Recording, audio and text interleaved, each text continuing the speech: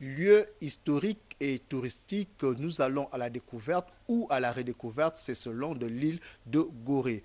Un lieu qui, 3 siècles durant, a constitué un relais pour la traite négrière de l'Afrique vers les États-Unis d'Amérique. Depuis le Sénégal, le pays de la Teranga, notre reporter Henrik Bokoko nous embarque dans un voyage très émouvant dans l'espace et dans le temps. La ville, le monument de la Renaissance haut de 50 mètres, symbolise l'Afrique qui se libère de toutes sortes de dominations. Une Afrique debout et prospère qui, durant 3 siècles, était le théâtre de la traite négrière. Par devoir de mémoire, un quart d'heure en chaloupe suffit pour se rendre à Gorée. Construit en 1776 par les Hollandais, mais l'esclavage n'aura duré que 3 siècles, de 1536 à 1848. Donc bien avant cette maison se trouvait déjà l'esclavage. Vous voyez. Et donc dans cette île, il y a eu pendant 3 siècles 15 à 20 millions de Noirs qui sont passés émanant de toute l'Afrique. Et aucun esclave n'est parti aussi avec son nom d'Africain. Depuis cette île, les esclaves y partaient sur des numéros matricules.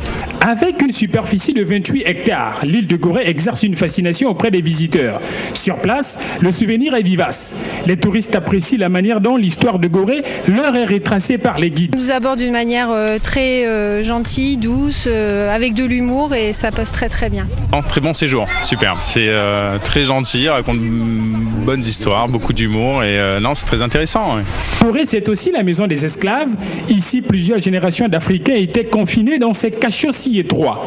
Des bras valides qui ont, à tour de rôle, franchi la célèbre porte du voyage sans retour avant leur embarquement dans des navires pour rallier le continent américain. Le couple présidentiel des États-Unis d'Amérique, Barack et Michelle Obama, s'était rendu sur cette île mémoire. Moment de recueillement. Tout comme le président sud-africain Jacob Zuma et son épouse. D'autres chefs d'État, de gouvernement et de hautes personnalités de la planète s'y rendent régulièrement. Gorée polarise de nombreuses visites. Les guides touristiques, pour leur part, se frottent les mains. C'est justement en ces moments qu'un bon guide peut travailler parce que s'il a des connaissances, de par sa régularité, par sa déontologie, l'éthique et tout cela, il peut gagner plus en ces moments-là. Reconnu officiellement par l'ONU en 1978, Gorée est l'un des tout premiers lieux à être porté au rang de patrimoine mondial de l'UNESCO.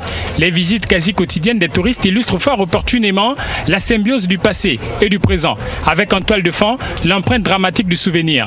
Dans la chaloupe, un jet de pierre de l'île de Gorée, à Dakar au Sénégal, Henrik Bokoko pour Gabon Télévision.